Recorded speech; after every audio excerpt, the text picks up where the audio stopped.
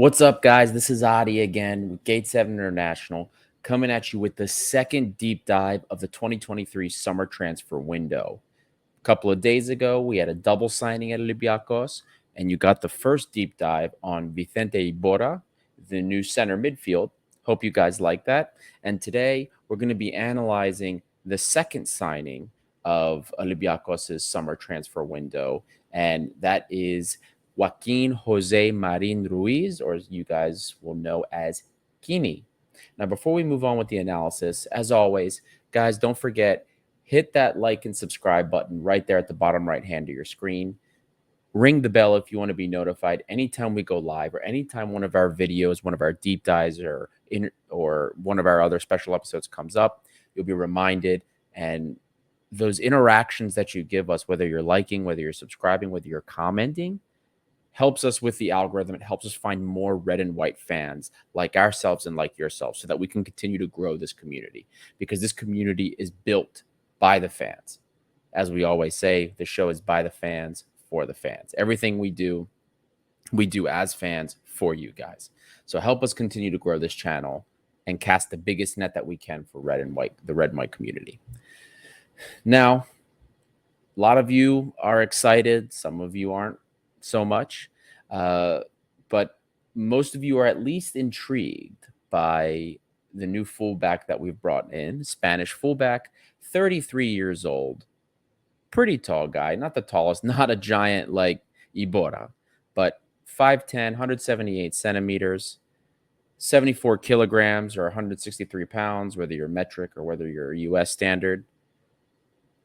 He's not a small guy by any means, pretty solid build. Throughout his career, QUINI has played primarily as a right back, but he also has played as a left back. In fact, most of last season, at least for the beginning part of the season through up until about, we'll say, the three-quarter point, he played as a left back, and then he played right back to finish the season out. But he spent a lot of time last season playing left back, although he has primarily been a right back for most of the season. Interesting fact about QUINI is that he has not always been a left back. In fact, when he started breaking into the professional scene for football, he was a striker. He got repurposed as a winger. Then he got repurposed as a fullback. So very interesting adjustment in his career. Now, QUINI has been, as you all well know, if you have or have not been on social media, maybe you do, maybe you don't, the fan base has been in uproar. Some are happy, some are not about the signing. Much the same as it was with Vicente Iborra. Maybe it's because we signed a 35-year-old midfielder, and then on the back of that, we signed a 33-year-old. That's understandable. I get it. Some people think that he's very slow. A lot of people have some already preconceived opinions about this player. And we're here to address that. Now, as I'm recording this, we actually recorded the deep dive for QUINI already last night. But earlier today, at the time of recording, that is, if we're comparing, we received news about Oleg. Oleg Ryabchuk looks like he's going to be leaving. And you guys may be asking, why did you guys re-record the deep dive then, if you already did it? Well, with Oleg leaving, this changes the value proposition of the signing entirely. Therefore, we decided that it was probably better that we re-record the deep dive because the analysis is now different. This guy is no longer being looked at as just a Rodinei backup that could cover the left. Now we're looking at a player that's probably going to be starting on the left and at least playing as a starter for qualifiers and playing a little bit more important role than we probably expected. We'll speculate more on what's going to happen after we do the players analysis, but I have something fun for you guys. Another new, it's not a new form of data, but you'll see. It's interesting, and I hope you guys like it. It's something I've never done before, and I'm pretty proud of myself for it. So I hope you guys like it. But without any further ado, we'll put the speculation aside, and we're going to focus on the analysis. So we're going to start with QUINI's profile. He's a defensive fullback with good ball control. We can say that. Pretty good skill on the ball. Doesn't have too many issues getting past players. He does seem to use kind of the same two moves over and over again.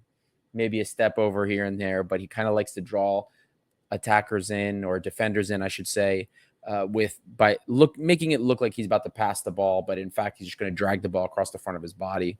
Likes to do that a lot, primarily with his right foot, of course. He also will do a little bit of a cutback here and there. He likes to flick the ball over players once in a while. So not that he's going to be dribbling all the time. It's just something that, he'll do if he doesn't have a pass in front of him. He's also pretty solid in the air. Again, he's not a giant like Ibora, but he's pretty good in the air. Reads the game on the defensive end of the ball pretty well, too. He has a pretty high interception count, and we'll get into that when we discuss the actual data, the percentile data. Another thing that we need to talk about is that he is loved by Grenada fans. I was looking on social media when we signed him just to see what the fans were saying when he left, and I couldn't find a single person happy to see him leave. In fact, most people were upset that he was leaving the club and how much he had given to the club, how much passion he showed, how much fight he had for the emblem. Those are really good signs. We talked about it when Sergi Canos came in. The passionate players, a player that Brentford fans really didn't want to see leave because of how much he fought for the club. This is something we really need, and you love to see that. You love to see fans that, when fans are excited about the passion of a player, it really does mean a lot. So as far as his profile, I'm going to sum it all up again. Defensive fullback with some good ball control, solid defensive abilities, and a lot of passion in his game. Now, focusing on some of the more specifics, we're going to start, as we always do, with goal creation. Here we have, once again, our percentile data where we look at various facets of his game statistically regarding goal threat. We're going to start with goal threat, even though we're going to look at goal threat build up as well as his defensive capabilities. But we're going to start with his goal creation. Now, as a fullback, again, we're not expecting a lot here. Not everybody can be a prime Marcelo, prime Maicon. We're just looking for somebody that can help us progress the ball forward for the context of Olympiacos and maybe help get balls into the box. Regarding his goal threat personally, it's more or less non-existent, which is pretty normal for a fullback. Any shots that you're going to see this guy get, they're probably going to be at the top of the box, top of the 18, middle of the park, or not middle of the park, I should say, about 22 meters out, 22 meters out. That's really the context. And this doesn't matter whether he's playing right back or left back. This is usually the context for his shots on target. He has pretty good power on the shots, but regardless, I never saw anything that really felt like it was going in. A lot like when Jan and Villa would take some of his shots from distance. Not as much involvement inside the penalty area. Some involvement on set pieces, which may have been by design for Grenada. We'd imagine that Olympiacos will probably be in the final third a lot more often than Grenada was. So I'm sure we will see an increase in his involvement in the penalty area, an increase in his involvement just in the final third in general. That wouldn't surprise me. But generally what we saw in Grenada, we didn't see a whole lot of action from him unless it was off of a set piece. Assist creation, again, I'm going to revert you guys here to the data, to the spreadsheet. It's not amazing. He's literally about average, right there in the median. His expected assists is very low when compared to left back, right back. Any shot assists came usually in the form of a run to the end line or maybe a ball played backwards when he got to the end line. Not for lack of ability. He's a talented player. He's got plenty of tools to separate from a defender and play the ball in. It's just I didn't see anything materialize, at least last season. So, again, for Olympiacos, we spend a lot more time in the final third than Grenada was in Segunda Division last year. We're going to play more defenses that are kind of packing the box in, parking the bus, giving us a little bit more space to get into the final third. although even though it might not be into the penalty area. So I think we'll see more action from him in those areas. Maybe we'll see an uptick in his deliveries into the penalty area, but we didn't see as much of it for Grenada. But once again, I'm going to reiterate, not for a lack of effort, because he has some skill on his feet. Even though he's not the fastest guy, he's not slow either, and he can take players on in a pinch. So goal threat, nothing too crazy, but at the same time, it's nothing that I'm looking at and saying, "Oh, this guy's awful. Why did we sign him?" Up next, we've got his passing and build up. He's not a player that we're going to that at least for Grenada that we saw a lot of volume with. He wasn't instrumental in build up. Competent on the ball, has the capacity to take these players on, as I've mentioned before, whether it's deeper in the final third or going into the final third or coming into the midfield area. Volume was just always low. He seems, as I brought up in the beginning with the player profile, he's a defensive fullback, so it's more of a defense first approach for him. Again, I'm not going to rule out the fact that this maybe would have been by design with Grenada, but based on the pattern of the first two signings we brought in, I'm going to have an educated guess that he's going to remain that way for Olympiacos. Can play more offensively with his skill set, but that I imagine Martinez is probably going to want him to be a little bit more balanced. His pass accuracy is pretty average. You can see it here in the data. Nothing, he's not a 90 percentile guy, not even really in 80th percentile guy. His pass accuracy is pretty good. Nothing too amazing.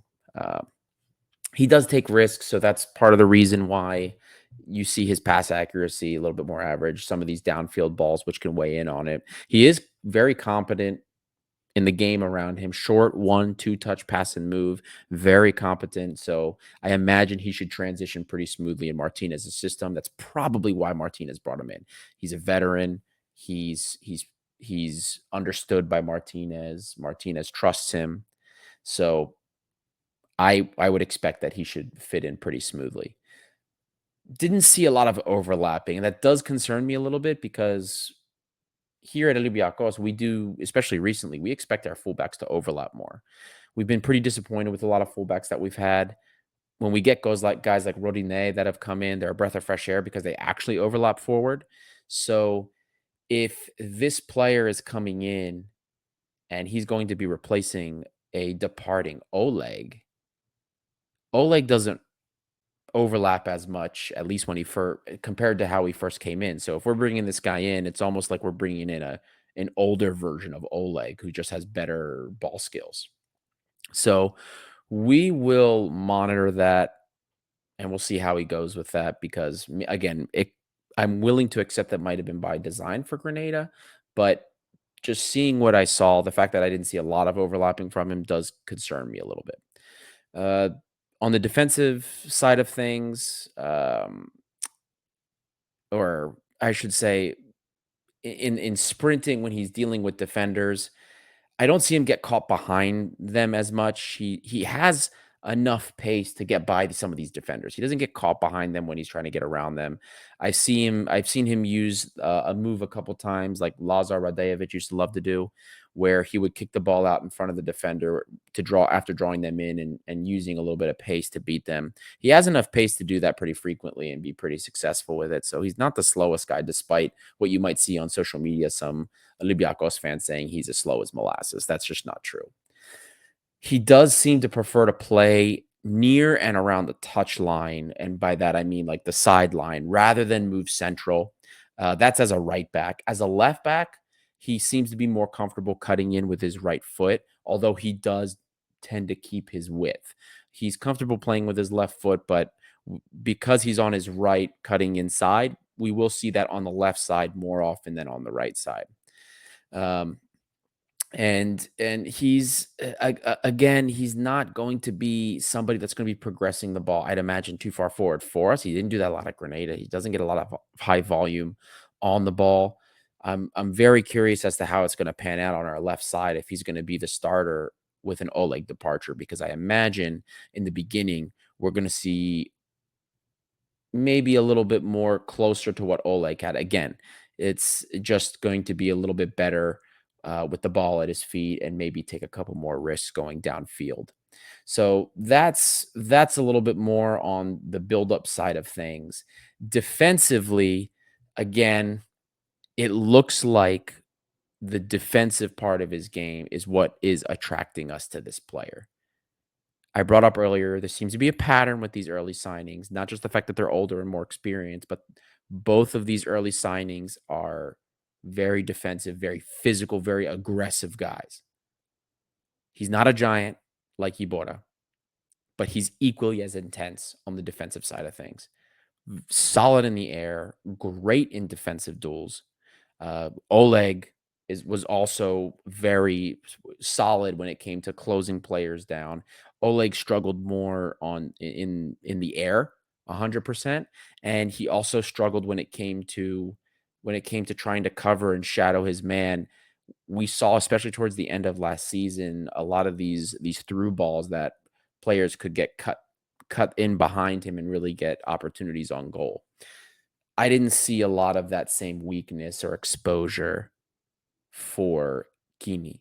Now, again, probably it could have been because it's Segunda Division. Some people don't believe that that's as good of a competition as the Greek league. I understand that, but I'm just telling you what I saw uh, in the game time that he played. He's quick to close players down, and when he does close them down, QUINI, that is, he's a handful to get rid of. I mean, you can't shake this guy. Like, you love to see it. I mean, this is a player that we are gonna love in derbies. He's aggressive. He's gonna piss players off. He's a fighter. The type of player that Jose Holebas had mentioned when we did the interview with him. Shameless plug, go check out that interview if you haven't. He's the type of player that we've been missing at this club for a while. In the winter, we brought guys that were willing to get forward, willing to fight, guys like Rodinei, and now we brought two other fighters, Ibora and including QUINI.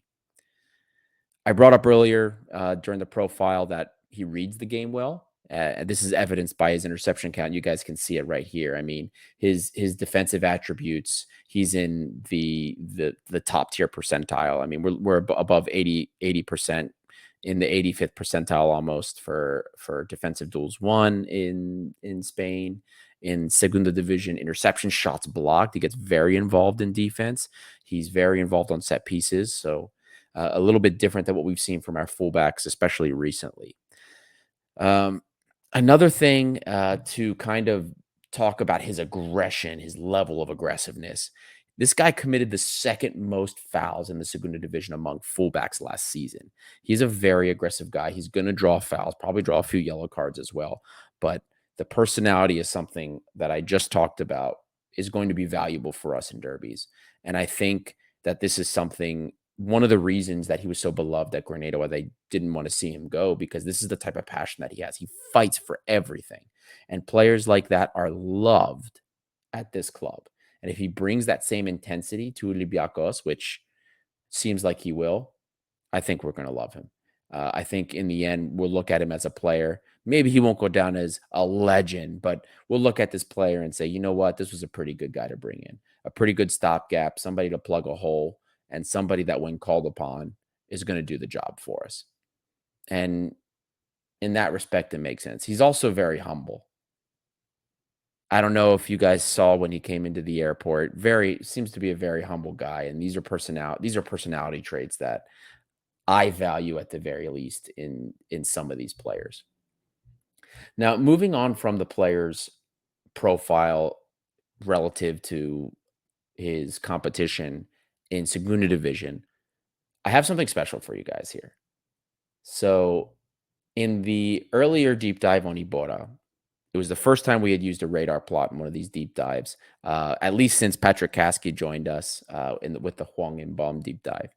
Now, what I have for you here is something very interesting, a little bit different. It is a radar plot, but this is a three-way radar plot. So we're actually comparing three players.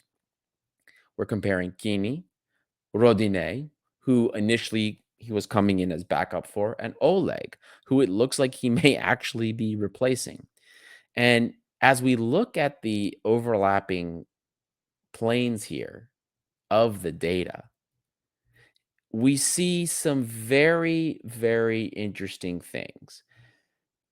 Comparing Rodinei, who's in the blue, he's in the blue polygon. The red polygon is QUINI, orange is Oleg. We see at the very least between Rodinei and QUINI, these are two different types of fullbacks. I want to reiterate, this is the same thing I mentioned in the Ebola deep dive. These radar plots are not to tell you that one player is better than the other. In some cases, you can make that conclusion, but these radar plots are here to tell you about the profile and highlight the differences between players. You can see very clearly the differences between QUINI and Rodinei, where you see the planes overlap and where you see them differ. QUINI's defensive attributes outshine Rodinei's. QUINI gets more involved in touches per 90. Again, that probably is related to his set pieces. Whereas Rodinei is more high, especially on the incidence of dribbles, carrying the ball forward, progressing the ball forward for us, whether that's going to be carrying it, passing it into the final third, overall pass volume, total expected goal contribution. These are all things that Rodinei has, shot creation as well, over a guy like QUINI. Now, where Oleg would differ from Rodinei is the defensive duels, closing down players. He differs from Rodinei in aerial duels as well. He's better in the air. Oleg in general is better on the defensive side of things also than Rodinei. So looking at the difference between QUINI, Rodinei, again, two different profiles. The differences between QUINI and Oleg are also somewhat different as well. We look and we see Oleg.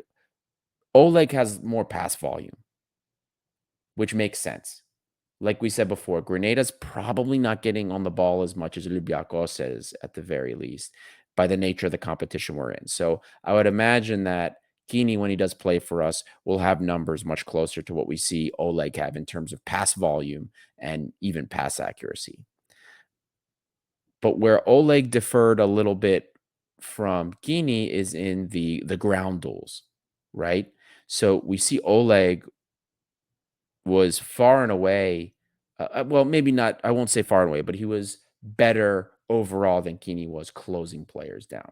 This was something that Oleg did very well, whereas QUINI is better in the air, better in terms of his interceptions, and when it comes to progressing the ball forward, QUINI is a little bit more positive in that respect than Oleg was. So with these planes, we get a pretty clear idea of where QUINI would fit when we're comparing to the likes of Rodinei and Oleg. He's not as offensive as a guy like Rodinei, but he's more offensive than Oleg. Way better defensively than Rodinei in most aspects.